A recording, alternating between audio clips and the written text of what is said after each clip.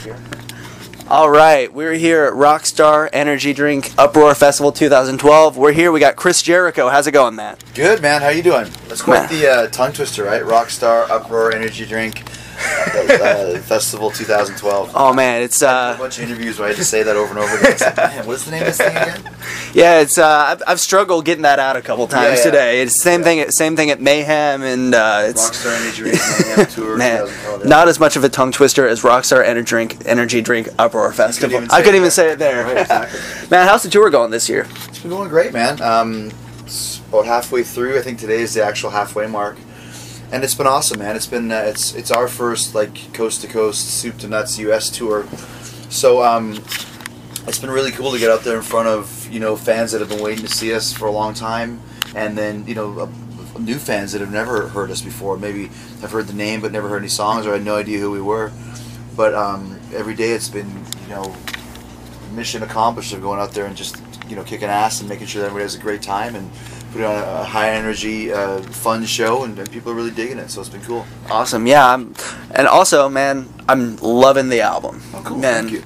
I got it a couple months ago. Reviewed it, and man, it's got kind of that thrash metal, kind of old school metal sound that I think a lot of bands are kind of missing. It's kind of been lost a little bit. I don't know if you'd really. I mean, and that's really cool. Like I said, like whatever you get out of it is good as long as you like it. But I don't know if I'd ever really classify it as old school. What I kind of classify it is like we really concentrated on this record and the last one, but especially this one, to make it what we do best. We think is very heavy riffs with very melodic choruses, almost like if if Metallica and Journey had a bastard child, it might be Fozzy.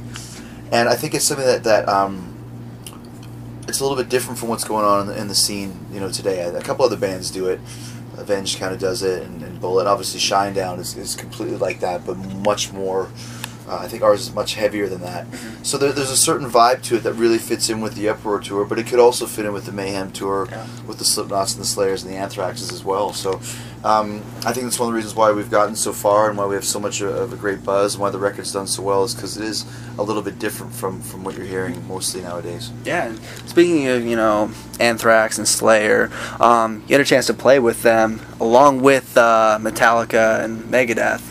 Sonisphere last year, I believe. Sonisphere, yeah, the Big Four. The Big Four, man. And that had to have been like a dream come true, man. What was just? Can you take me through a little bit about what's an average day in the environment? Well, the funny thing is like in Europe they have these really big festivals. Sonisphere last year, which the Big Four headlined. They were on a Friday and we played on Saturday, where the headliner was Slipknot. So that was pretty cool. I went to the side of the stage and watched Slipknot set. It was just this amazing, crazy vibe. There's like 70,000 people as far as the eye can see, and it was raining out, so there was like a real cool kind of a ethereal, evil type of vibe. But this year at Download in England, we played on the same day as Metallica.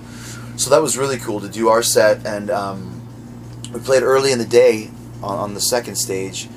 And when we showed up there, you got to get there half an hour before your set, and there was wasn't a lot of people there. I thought it was just going to be one of those shows. Sometimes it goes that way. But then when I came out on stage, like half an hour later, after kind of being sequestered, there was like 25,000 people. I'm not exaggerating. It was almost like somebody had CGI'd this crowd. Like, where the hell did these people come from? But they were excited. We were one of the bands that everybody wanted to see. And then they go here, and they go here. There's so much. There's over there. Sometimes bands play at the same time. It's called clashing. But we had an amazing crowd, great set. And then watched a few of the other bands, did all the press we had to do, and then kind of got to end it off by watching Metallica from the side of the stage on Lars and James's invitation, and that was amazing because that was 100,000 people. You could see our stage was cool, but that one was like 4 times the size. And it's cool just to be a part of something like that. I mean, obviously, a big Metallica fan, my favorite band besides the Beatles of all time, and to play on the same show as them was amazing. But it's also cool because it's not just as like a fanboy thing of, oh my god, we're playing Metallica. To know that we went out there and did our part in making that day very special, and then reading the reviews afterwards where we got the same review as Metallica got, as far as rating or whatever, star rating or whatever it was. It's like, a good festival is like having a good sports team.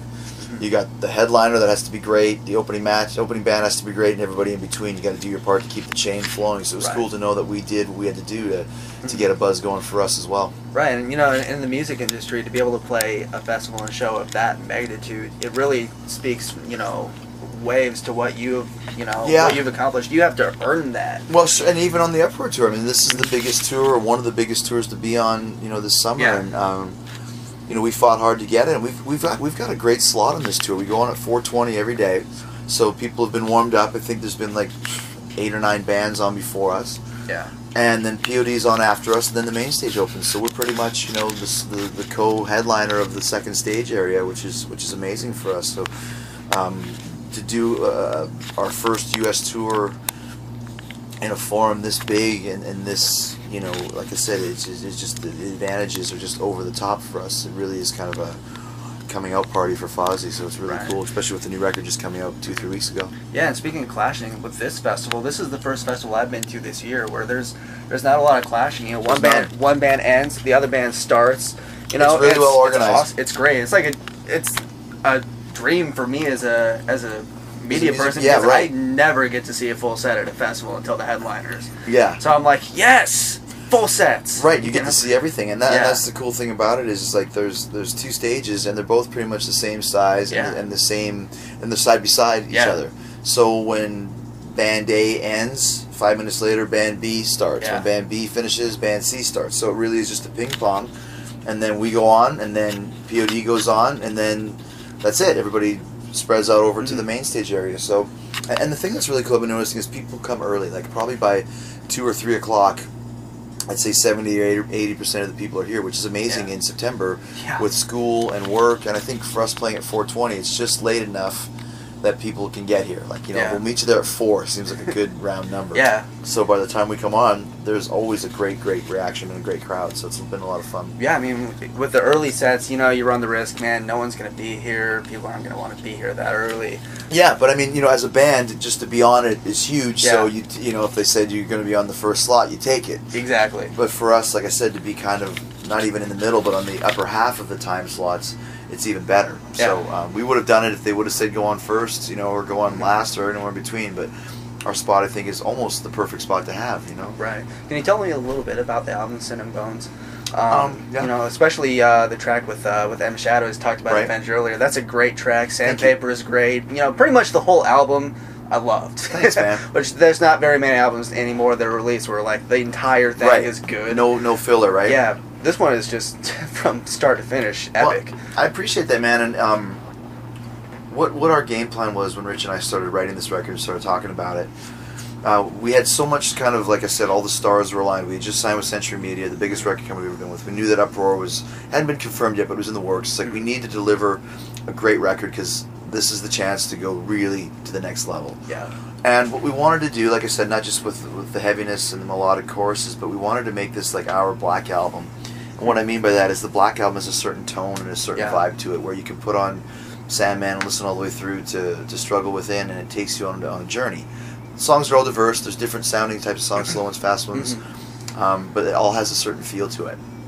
And that's what we wanted to do with Sin and Bones. We wanted to make this like you put on Spider in My Mouth, and 10 songs later at the end of Storm the Beaches, you've been taken on a journey, like I said. And all the songs do fit a certain mode and a certain vibe. There's a lot of diversity, but they all kind of connect one way or another.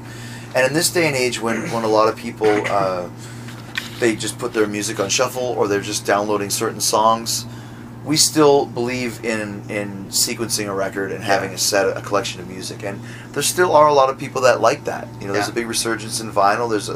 I love a good record from start to finish, and as long as there's one person on the planet that still digs that, we'll always do our records that way. Nice. And Sandpaper, Rich and I wrote it. We knew it was a chance to be a single. I wanted to do a call and response part on the opening thing, the Cat Scratch Whiplash Witch Hunt in Black.